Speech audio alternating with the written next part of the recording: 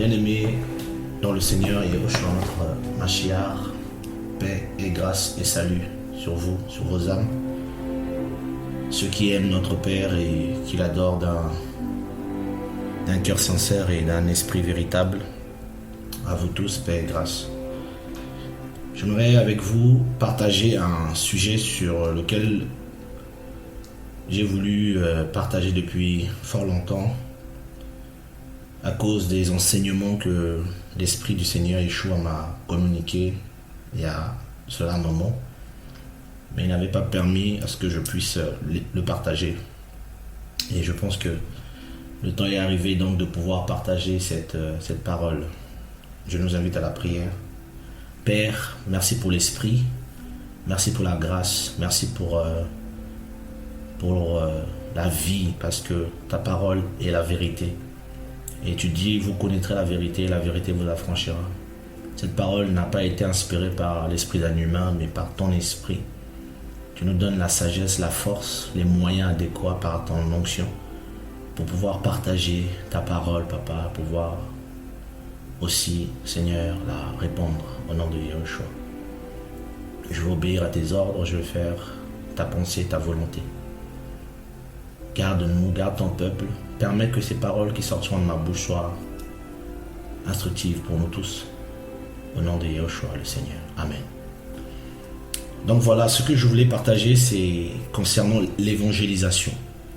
L'évangélisation, nous sommes chrétiens, nous avons reçu de la part du Seigneur la grande commission, comme certains l'appellent, d'aller et de faire de toutes les nations des disciples. Il est vrai, sur le contexte historique, le Seigneur parle d'abord, premièrement, à ses apôtres, qui est avec lui, qui l'ont accompagné durant son ministère terrestre. Mais par la suite, par extension, il nous parle à nous aussi, qui avons cru. Parce qu'il a dit dans sa parole, je prie, pas seulement pour eux, mais pour tous ceux qui croiront après eux, donc au message qu'ils auront reçu. Le Seigneur a parlé à ses apôtres en disant, allez par-dessus le monde et annoncer la parole. Et donc, je crois, la Bible dit que cette bonne nouvelle du royaume sera prêchée dans le monde entier et puis viendra la fin. Donc, avant que la fin arrive, il faut que la bonne nouvelle soit annoncée aux hommes. La bonne nouvelle doit être proclamée aux hommes. Mais comment? En évangélisant, voilà. Et Paul de Tarse pouvait dire que c'est pas pour baptiser que Yahushua m'a appelé dans 1 Corinthiens 1,17, car Mashiach ne m'a pas appelé, ne m'a pas envoyé baptiser, mais évangéliser. Voilà, non pas avec des discours de la sagesse humaine, afin que la croix du Mashiach ou du Christ pour certains ne soit pas rendue inutile. Donc, Paul parle, disons que le Seigneur l'a envoyé évangéliser. Et cette évangélisation, nous avons vu comment Paul a opéré en son temps, comment Paul a annoncé la parole. Il a dit c'était pour lui comme un honneur, il en a fait sa force, sa gloire d'annoncer le Mashiach là où le Mashiach n'a pas été annoncé. Et la vie de Paul était liée étroitement à cette cause qu'il avait. Et les apôtres, notamment de l'agneau, ont exécuté ce service avec brio, avec force. Et étant conduits par l'Esprit, ils ont annoncé l'évangile, ils ont évangélisé. Et j'aimerais prendre un passage dans le livre de Romains, le chapitre 10, à partir du verset 13, que je vais pouvoir lire. Car quiconque invoquera le nom du Seigneur sera sauvé. Mais comment invoqueront-ils celui en qui ils n'ont pas cru? Et comment croiront-ils en celui dont ils n'ont pas entendu parler? Et comment entendront-ils parler sans quelqu'un qui prêche? Sans quelqu'un qui prêche. Mais comment prêchera-t-on si l'on n'est pas envoyé? Selon qu'il est écrit, qu'ils sont beaux les pieds de ceux qui annoncent l'évangile de la paix, de ceux qui annoncent l'évangile des bonnes choses. Voilà, donc ici, Paul de Tarse, en parlant aux Romains, va parler d'abord de croire, de croire. Il faut croire dans le Mashiach. Il faut croire en Yeshua. Il faut croire en Jésus-Christ. Mais comment croira-t-on s'il n'y a pas de prédicateur? Parce que le mot prédicateur, c'est pas anodin quand on parle de prédicateur.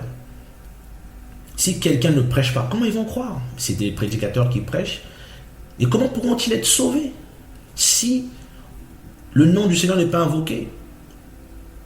Mais comment invoqueront-ils celui dont ils n'ont pas cru, dont ils ne connaissent pas en réalité?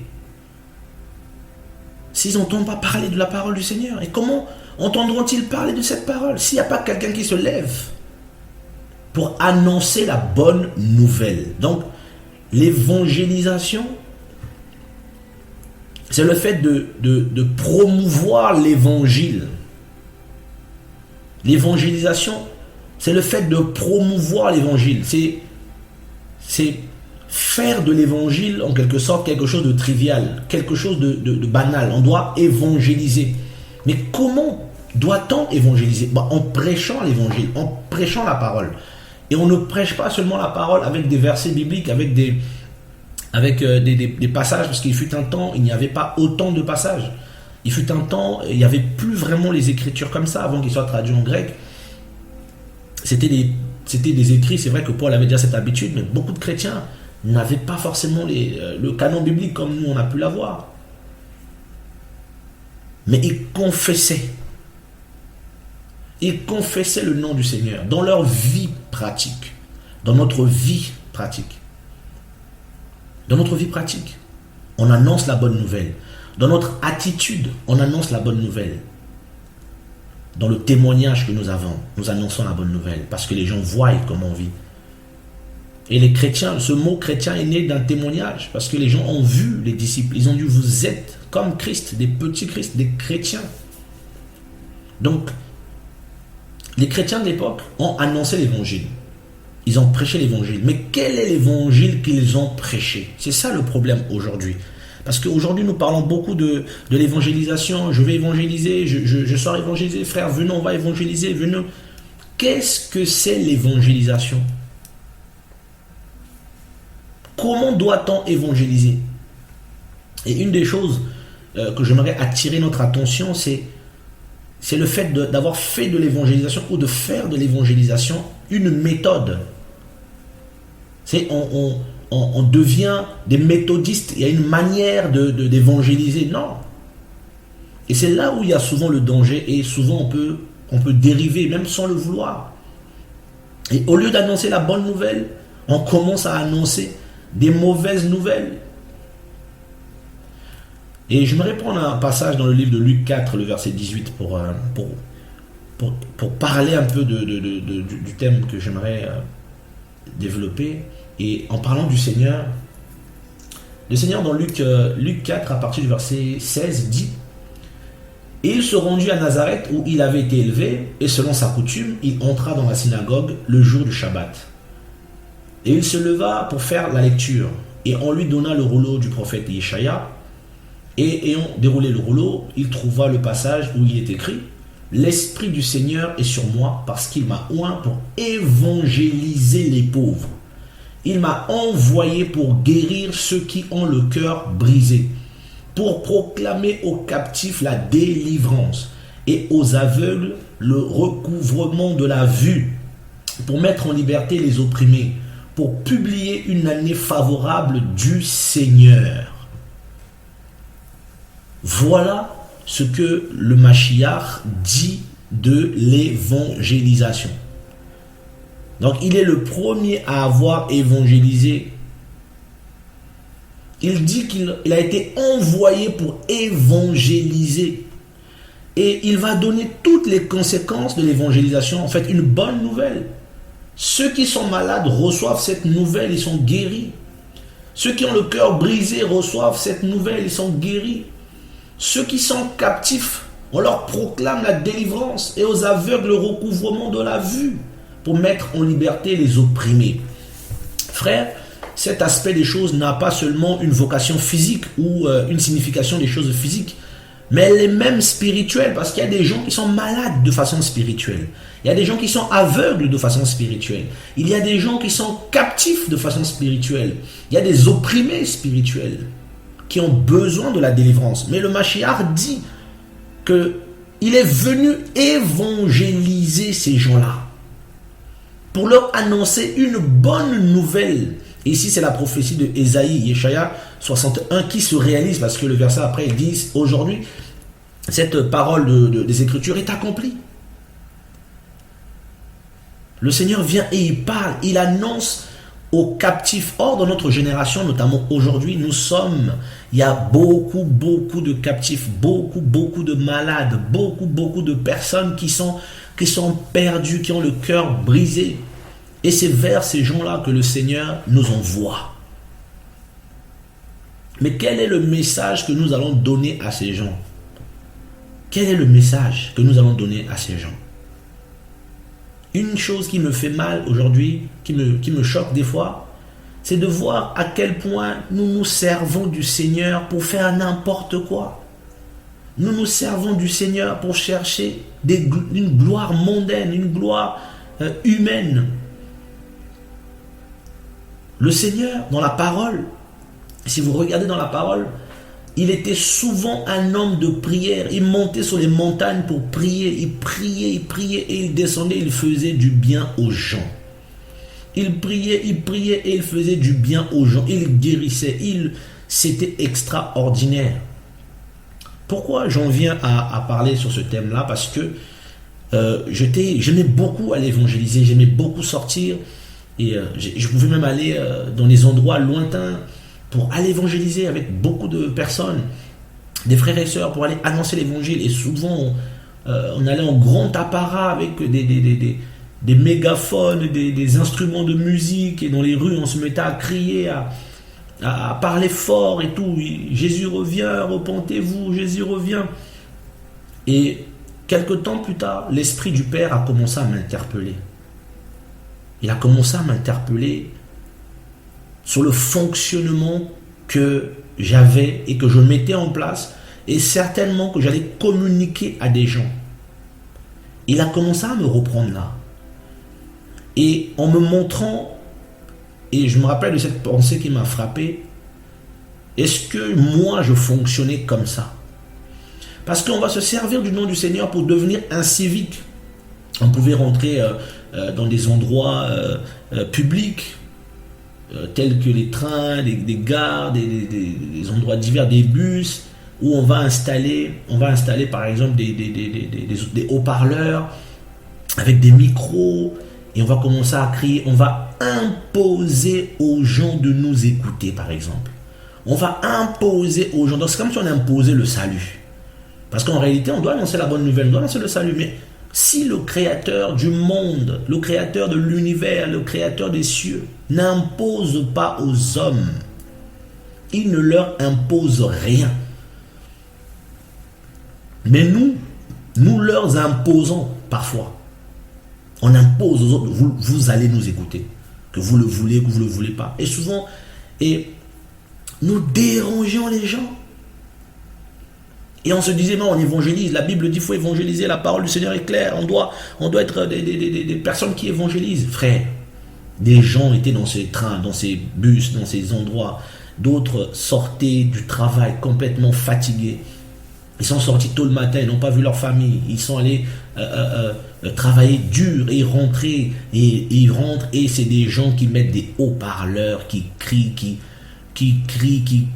crient, repentez-vous, vous allez aller en enfer, tout ça.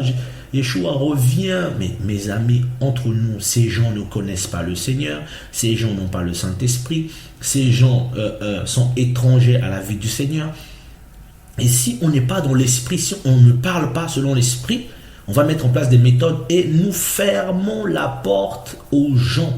Nous fermons la porte de l'évangile et l'esprit n'a pas sa place, donc l'esprit ne peut pas parler à travers nous. Et c'est des dégâts, c'est l'incivisme. C'est l'incivisme. C'est l'incivisme total. Et souvent, c'est l'apanage aussi des jeunes. Donc on voit bien c'est cette immaturité, cette précipitation. Et on rentre et on va crier, et c'est le désordre. Or, le Seigneur, c'est l'Élohim, c'est le Seigneur de l'ordre. Et on ne se rend même pas compte. Je me dis, je ne le voyais pas avant que le Seigneur m'interpelle sérieusement là-dessus. L'incivisme. L'incivisme. Le Seigneur dit, soumettez-vous aux autorités. Il y a des choses qu'on fait, des fois c'est interdit, mais on va le faire sous couvert des Écritures. Et on va payer des amendes, parfois on dit non, c'est l'évangile, tout ça. Mes amis, mais la Bible est claire. On doit évangéliser selon l'esprit. Les chrétiens du 1er siècle, les chrétiens de l'époque de Rome, du 1er siècle, du 3e siècle, qui étaient massacrés, ils évangélisaient comment? À l'époque de Néron, les gens étaient massacrés, les chrétiens ils se cachaient. Vous croyez qu'un chrétien à l'époque de Rome va aller se tenir comme ça devant les gens pour crier comme ça, Yehoshua revient, repentez-vous, telle divinité que telle religion adore est un démon, tout ça. Mais c'est de la provocation. Mais tu vas finir au Colisée. Les lions vont te manger. Donc, je pense aussi, c'est aussi lié aussi à notre génération, lié aussi à notre temps. Nous sommes à l'époque des réseaux sociaux, nous sommes à l'époque du m'as-tu vu, nous sommes à l'époque des manifestations, nous sommes à l'époque où les gens font des grèves. Donc, nous sommes à l'époque où les nations prônent la liberté. Donc, une liberté qui devient le libertinage. Et on fait n'importe quoi. On va déranger les gens sous le nom de l'évangile et on fait n'importe quoi.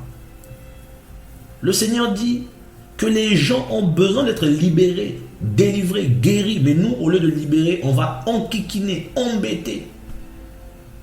Parce que l'esprit ne conduit plus les choses. L'esprit ne dirige plus les choses. Et beaucoup ne sont pas enseignés du Seigneur. Ils ne sont pas enseignés. Il faut avoir un cœur pour l'évangélisation. Et souvent aussi une des choses qui peut... Je me rappelle il y a quelques années, je sortais évangéliser avec des personnes et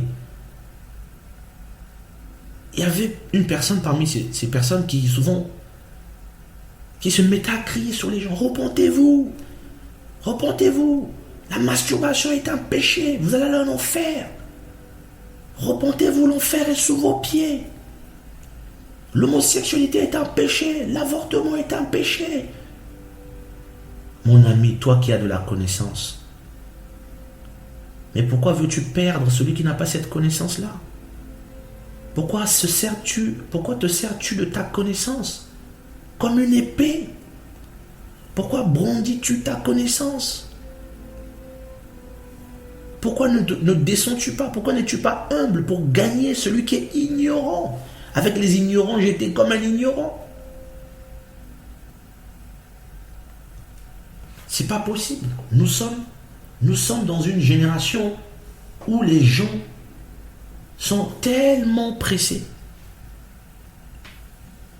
Et l'esprit en moi me disait condamnation, condamnation.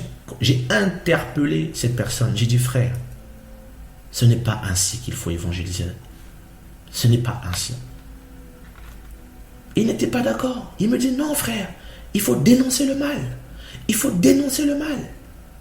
C'est pas comme ça qu'on dénonce le mal. Et l'esprit était attristé parce que ces gens ne connaissent pas l'évangile. Or, nous avons lu qu'ils ont besoin d'écouter une bonne nouvelle. Ils sont captifs. C'est comme ça qu'on va les décaptiver. On va les libérer. Avec un évangile de condamnation. Avec un évangile de choc. Je ne dis pas qu'il ne faut pas dénoncer le mal. Mais il faut faire attention à la manière dont nous nous conduisons devant les gens. Il faut faire attention de la manière dont nous prêchons. Je ne dis pas qu'il faut prêcher l'amour d'une façon ludique ou d'une façon...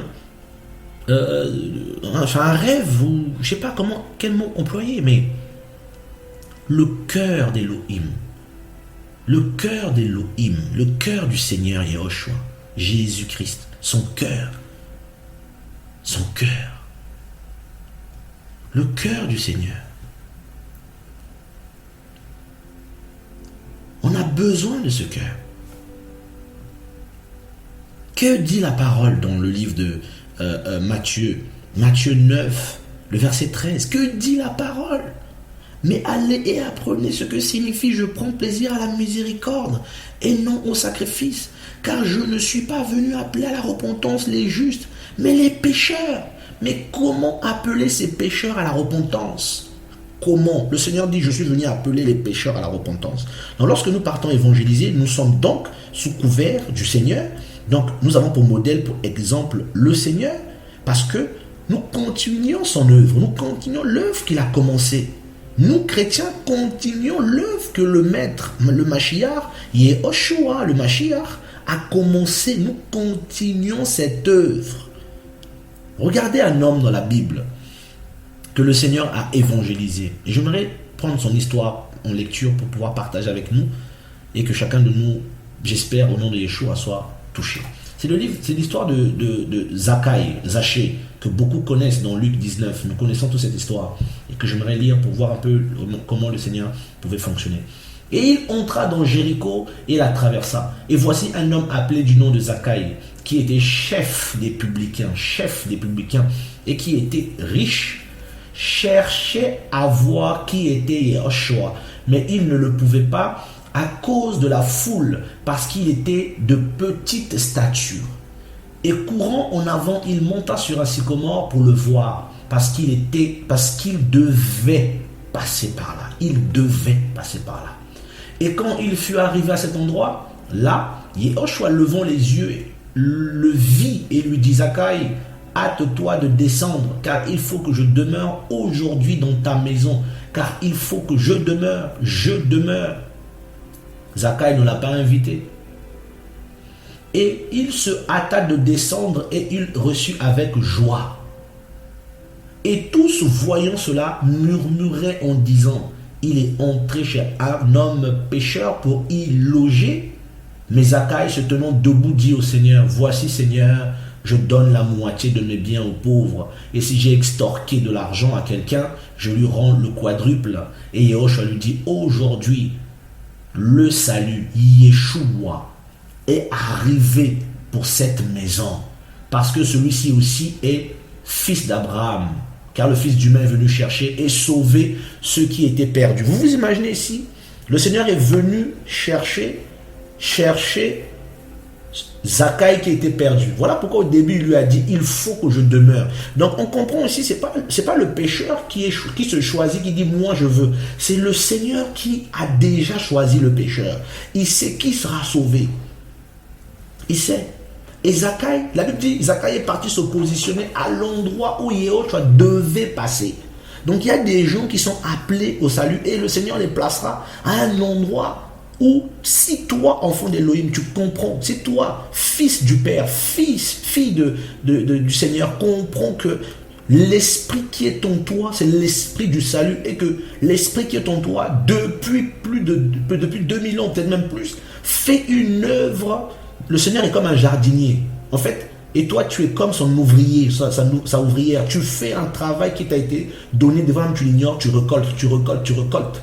Nous sommes dans le champ d'Élohim et nous travaillons avec lui et pour lui. Zachée n'avait rien demandé, il avait juste entendu parler. Et c'était quelqu'un qui venait de Jéricho, une ville désertique. Il était chef des publicains, il était riche et il cherchait à voir le Seigneur. Vous vous imaginez combien de personnes sont dans le cas de Zachée, qui cherchent le Seigneur, mais qui ne savent pas comment le trouver. Parce qu'ils sont de petite stature, parce qu'ils n'ont pas la vérité en gros, parce qu'ils ne comprennent pas les choses, parce qu'ils ne réalisent pas encore qui est le véritable Seigneur, qui est le véritable Créateur, quel Elohim qu'il faut prier, vers qui aller. Les gens cherchent, ils sont dans différentes religions.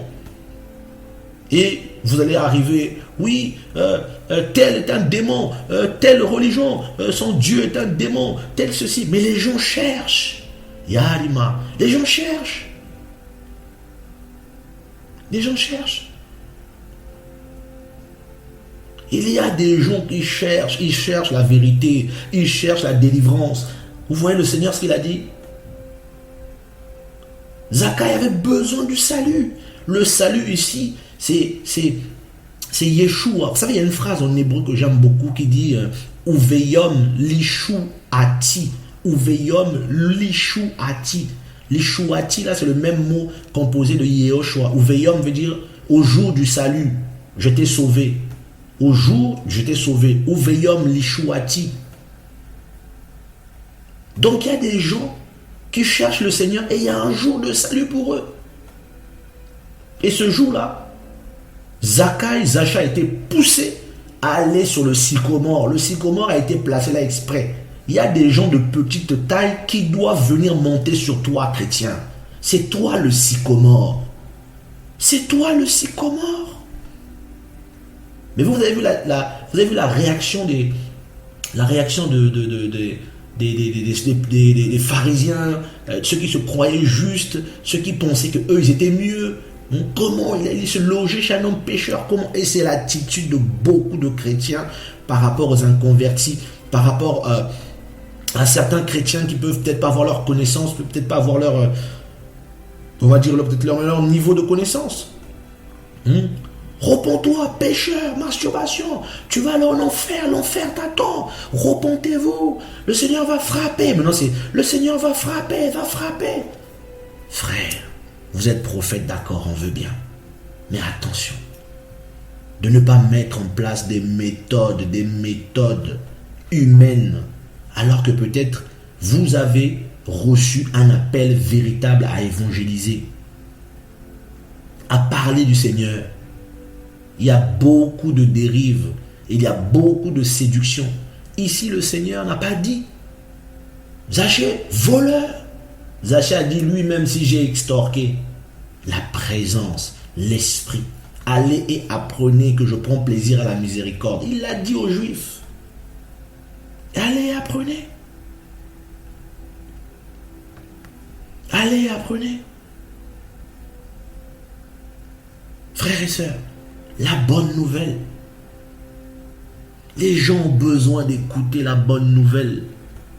En ces temps terribles, en ce temps de crise, en ce temps où les familles ne savent plus où mettre la tête, où les gens sont appauvris, où les gens n'ont plus de quoi nourrir leurs enfants, où les gens n'ont plus de quoi payer leurs factures, où les gens sont oppressés, attaqués, même les païens sont oppressés. Les gens se suicident et vous leur emmenez encore un message de condamnation. Un message de l'enfer, l'enfer. Les gens commencent à vivre le début de l'enfer sur terre et vous leur annoncez encore l'enfer. Mais vous leur annoncez pas le paradis. L'amour du Seigneur. Il y en a qui annoncent l'amour du Seigneur. Oh Seigneur, on a besoin du Seigneur. Il faut un cœur pour évangéliser. Et s'il n'y a pas ce cœur, frère, mais c'est terrible. Si on n'a pas ce cœur-là, mais c'est terrible. Le cœur de miséricorde, le cœur d'amour, comme le Seigneur pouvait l'avoir. Regardez ce que le Seigneur va dire à ses disciples dans Matthieu 28. Ce que beaucoup appellent la grande commission. Et on va revenir de façon succincte, étape par étape, pour parler de comment dans la Bible certaines personnes ont pu évangéliser. Je vais pouvoir le lire au nom de Yehoshua, même à partir du verset 16.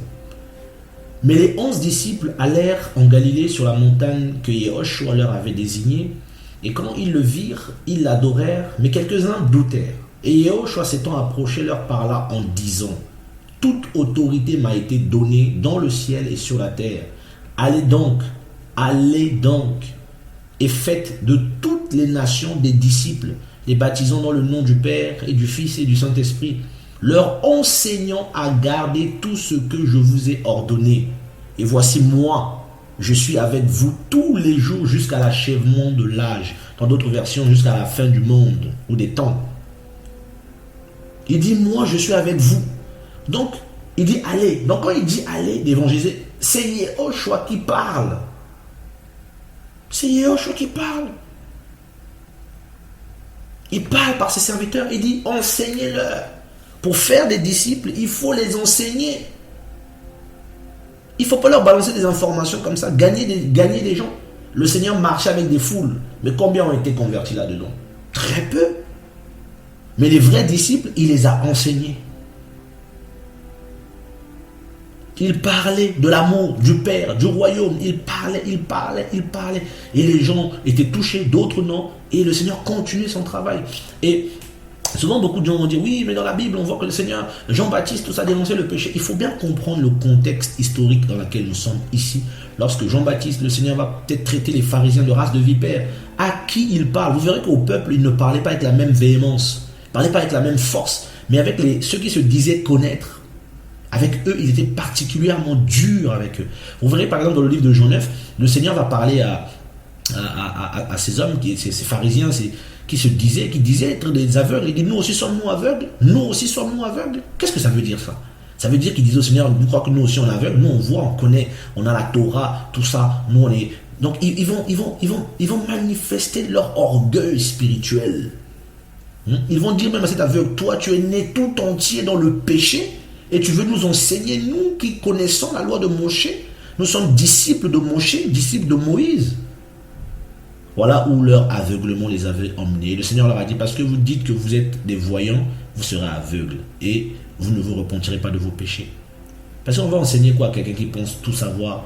On va dire quoi à quelqu'un qui dit, oh, moi je suis déjà arrivé. Hein. Comment? Vous voyez?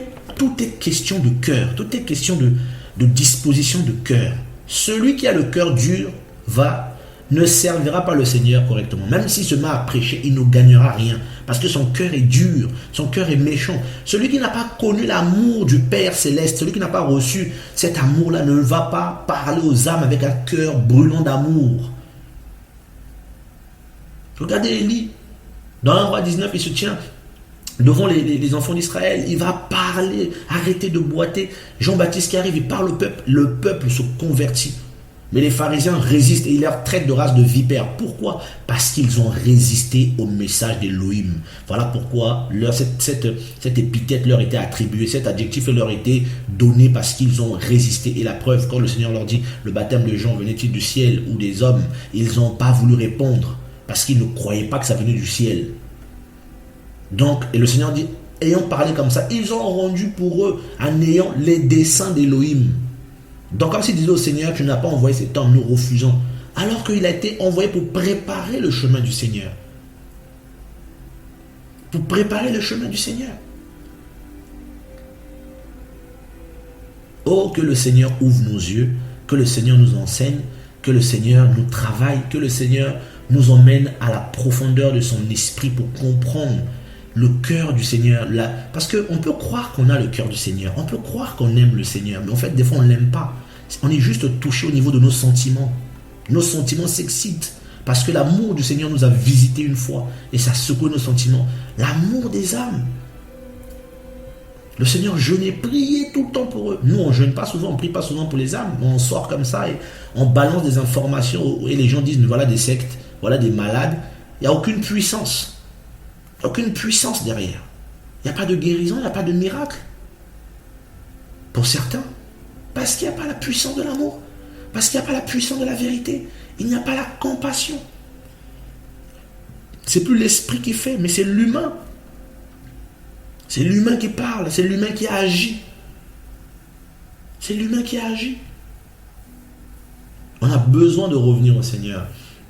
Et on a vraiment besoin de revenir. Il dit, allez, faites toutes les actions de mes disciples, enseignez-les. Enseignez-les à garder mes commandements. Mais c'est quoi les commandements du Seigneur? C'est l'amour, c'est la joie, c'est la paix, par l'esprit, c'est la sanctification, c'est le partage, c'est la pureté. Mais toi, moi, quand le Seigneur nous a touchés, dans quel état nous a-t-il trouvé? Dans quel état on t'a... Quand le Seigneur t'a touché, tu étais dans quel état? Qu'est-ce qu'on t'a dit? Dans quel état tu étais? Quand son amour t'a touché, si réellement son amour t'a visité, dans quel état? Il ne t'a pas condamné. Rappelez-vous de la femme qui était condamnée parce qu'elle a été attrapée en flagrant délit d'adultère. Tout le monde a pris des pierres. Voilà les chrétiens pharisiens. Dès que quelqu'un fait une erreur, on veut le lapider, on veut lui dire c'est l'enfer, tu vas aller en enfer. Mais on ne prend pas le temps des fois pour savoir pourquoi et de prier pour aider. Mais on va tuer tout de suite avec la langue, on va tuer avec des paroles dures. Au lieu de restaurer l'âme, comme l'Élohim, notre Père, le fait.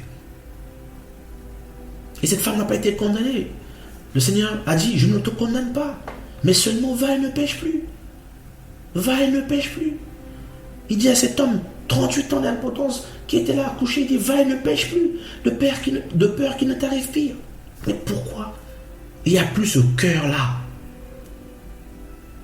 Il n'y a plus ce cœur. Enseignez-leur. Oh Seigneur. On a besoin de revenir. Je vais reprendre Matthieu 10. On peut voir un peu comment le... Vous allez voir que tout le temps, ça se répète à partir du verset 6. C'est la même chose.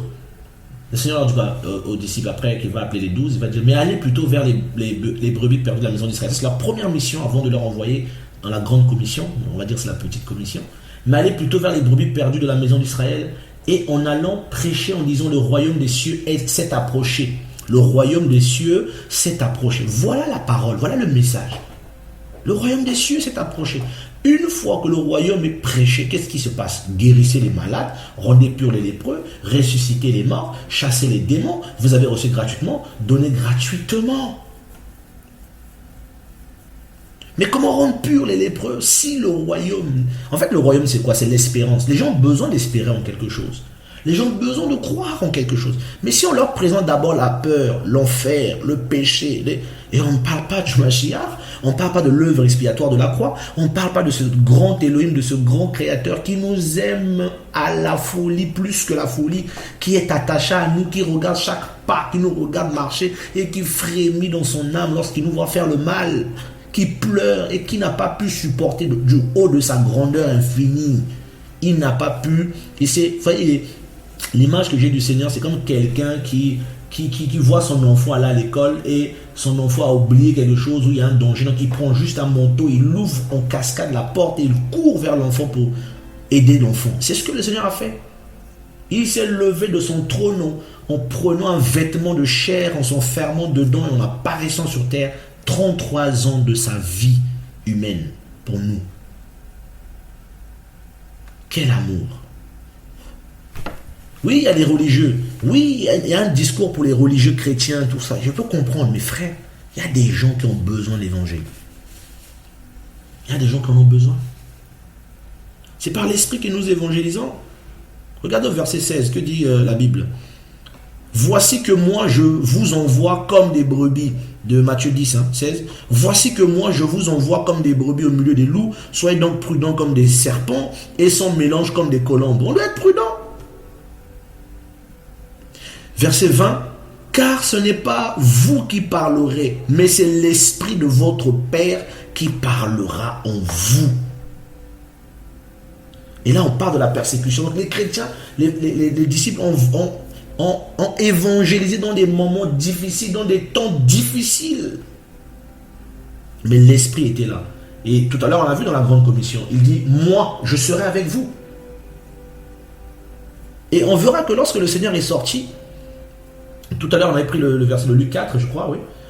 Et si vous remontez, vous verrez que c'est après le Jourdain et puis les 40 jours dans le désert, il sort de là, il va annoncer la parole. Et les gens sont guéris, délivrés. Et on peut faire un bilan, et étant sincère, aujourd'hui, frère, dans les évangélisations, il n'y a plus beaucoup de guérisons, il n'y a plus beaucoup de miracles. Comme à l'époque des frères et sœurs des chrétiens du premier siècle. Les chrétiens du premier siècle, il y avait la gloire. Il y avait la gloire. Acte 11, 20. Acte 11, 20. Acte 11, 20. Voilà, je vais prendre le verset 19. Ceux qui avaient été dispersés par la tribulation survenue à cause de Stéphanos, ou bien Étienne, allèrent en effet jusqu'en Phénicie, dans l'île de Chypre et à Antioche, n'annonçant la parole à personne, si ce n'est à des Juifs seulement. Mais il y eut parmi eux quelques hommes chypriotes et cyrénéens qui, étant venus à Antioche, parlèrent aussi aux Grecs et leur annoncèrent l'évangile du Seigneur Yehoshua. Et la main du Seigneur était avec eux, et un grand nombre de personnes crurent et se convertirent au Seigneur. Or, le bruit parvint aux oreilles de l'assemblée de Yerushalayim, et ils envoyèrent Barnabas pour passer jusqu'à Antioche. Vous imaginez? Des frères simples, qui n'étaient pas apôtres, qui n'avaient rien. Certains juifs conservateurs de l'époque, au lieu d'obéir à l'ordre du Seigneur, se sont arrêtés seulement aux Juifs dans les synagogues à partager entre eux. Mais d'autres ont dit non, nous allons partager ce salut parce qu'ils avaient compris que le message était pour les nations. Et ils ont annoncé l'évangile. Ils ont parlé du Seigneur. Et les gens ont cru. Prenons l'exemple d'un autre. Acte 8, vous connaissez certainement cette histoire. Acte 8, le verset 1er, nous allons parler de Philippe. Acte 8, ouais, on peut même prendre... verset 1er, c'est pas grave. Or, Shaoul était consentant à son assassinat, donc c'est de Stéphanos. En ce jour-là, survint une grande persécution contre l'assemblée à Yerushalayim, et vous, et tous, excepté les apôtres, se dispersèrent dans les contrées de la Judée et de la Samarie. Et des hommes pieux emportèrent Stéphanos pour l'ensevelir, et firent sur lui une grande lamentation en se frappant la poitrine en signe de douleur. Mais Shaoul ravageait l'assemblée, entrant dans les maisons et traînant hommes et femmes, et les livrait en prison. Alors ceux qui avaient été dispersés allaient en effet de lieu en lieu, annonçant la parole d'Élohim. C'est de ces hommes-là tout à l'heure dont on parlait. C'est eux, ils ont annoncé la parole d'Élohim. Et Philippos, étant descendu dans la ville de Samarie, leur prêcha le Mashiach, d'autres le Christ. Il leur prêcha le Mashiach. Le Mashiach, c'est le salut, il n'est pas allé plus loin. Il leur prêcha le Mashiach. Et les foules d'un commun accord étaient attentifs à ce que Philippos disait, en l'entendant et en voyant les signes qu'il produisait, car les esprits impurs de beaucoup de personnes qui en avaient sortaient en criant à grande voix, et beaucoup de paralytiques et de boiteux furent guéris. Et il y eut une grande joie dans cette ville. Voilà. Mais il y avait dans cette ville auparavant un magicien qui étonnait les gens par sa magie, qui fatiguait les gens par sa magie, qui avait corrompu les gens par sa magie, par son message diabolique. Parce qu'on le prenait pour l'envoyé d'Élohim là-bas. Parce qu'il pratiquait la sorcellerie. Comme beaucoup de nos assemblées aujourd'hui, c'est la sorcellerie, frère.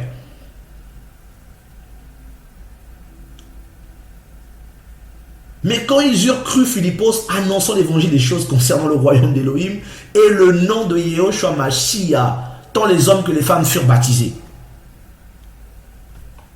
Où est le message que cet homme a annoncé? Ce serviteur d'Élohim a annoncé.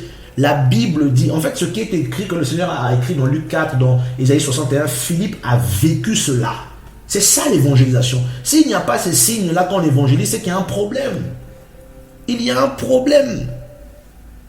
Il fut un temps quand on évangélisait, quand on sortait, même sans parler du Seigneur, on vivait ces choses-là. La Bible dit, au verset 8, il y a une grande joie dans cette ville.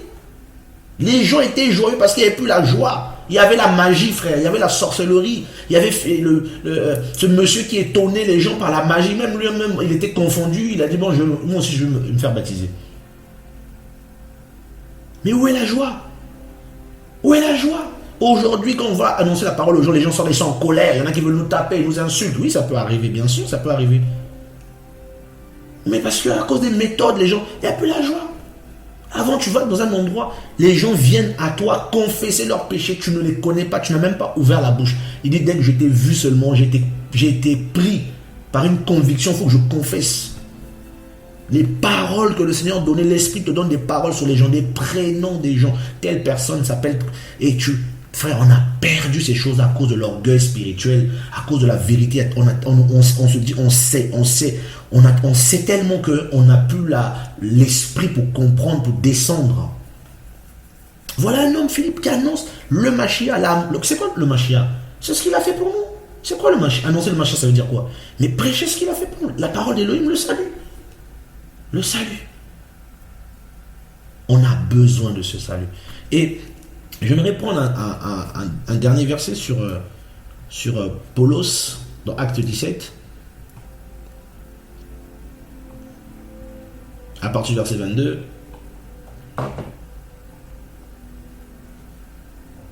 Voici ce que disent les Écritures. Mais Paulos, debout au milieu de l'aéropage, leur dit: Hommes athéniens, je vous vois en toutes choses comme plus superstitieux, car en passant et en regardant attentivement les objets de votre culte, j'ai même trouvé un autel sur lequel il était écrit: à un Elohim inconnu. Celui que vous révérez sans le connaître, c'est celui que je vous annonce. L'Elohim qui a fait le monde et toutes les choses qui y sont. Lui qui est le Seigneur du ciel et de la terre n'habite pas dans les temples faits de mains d'hommes.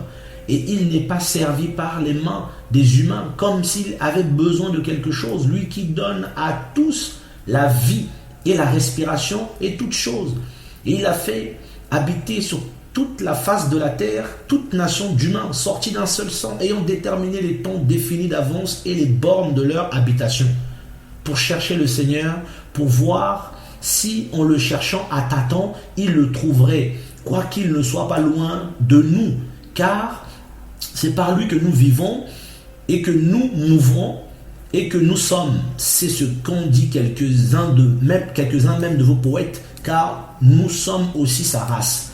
Étant donc la race d'Élohim, nous ne devons pas penser que le divin soit semblable à de l'or, à de l'argent ou à de la pierre, sculpté par l'art et la pensée des humains. En effet, sans tenir compte des temps d'ignorance, Elohim ordonne maintenant à tous les humains et en tout lieu de se repentir, parce qu'il a arrêté un jour dans lequel il doit juger la terre habitée avec justice par l'homme qu'il a désigné, ayant fourni à tous la foi en le ressuscitant des morts. Mais lorsqu'ils entendirent parler de la résurrection des morts, en effet, les uns se moquèrent et les autres dirent: nous t'entendrons là-dessus une autre fois. Et c'est ainsi que Paulos sortit du milieu d'eux, mais quelques-uns se joignirent à lui et crurent. Parmi eux, Dionysos, l'aéropagite, une femme du nom de Damaris, et d'autres avec eux. Voilà un homme qui arrive dans un pays, à Athènes, en Grèce. À l'époque, Athènes, c'est l'Athènes la Grande, capitale de la Grèce, où il y a eu tellement de héros, il y a eu des guerres terribles. Et Athènes, c'était une ville mouvementée, les gens aimaient apprendre des nouvelles. Et Paul arrive, il voit déjà que ce peuple-là est un peuple idolâtre. Athènes, il y avait la divinité Athéna, vous connaissez, la fille de Zéus. Et il y avait d'autres temples. Et ces gens-là ne connaissaient pas Elohim, ils ne l'adoraient pas, ils ne voulaient rien même avoir avec lui. Mais Paul va, par subtilité, il va se servir même de leurs coutumes pour glisser l'évangile. Il dit: celui que vous révérez sans le connaître. Il y avait marqué un Elohim inconnu, donc en gros un Dieu inconnu. Il va apprendre ça. Il se sert de ça pour glisser la parole. Cet homme était vraiment oint par le Seigneur. Celui que vous révérez sans le connaître, c'est lui que je vous annonce. Et il ne va pas crier: vous êtes des idolâtres, vous adorez les faux dieux, vous allez en enfer, tout ça, machin. Il dit juste: vous ne devez pas penser que l'idole de pierre, d'or soit... Donc, avec une telle sagesse, il va expliquer aux gens. Et la Bible dit que Dionysos, parce que le mot Dionysos est une divinité romaine. Du Moyen romaine aussi, Bacchus. Et c'est le dieu du vin. Et c'était lui l'aéropagite. En gros, celui qui gérait l'aéropage, parce que Paul se tient à l'aéropage, là. Et les gens étaient touchés. Touchés par la parole, guéris. Leur cœur était guéri. Damaris était guéri dans son âme. Il a dit: non, ça c'est la vérité. C'est la manière dont il a parlé de ça. Il était convaincu, il a compris. Non, là. Et d'autres avec eux. Voilà comment Paul a évangélisé. Et je pourrais prendre tellement de versets, mais ça ne servira à rien dans ce cas-là.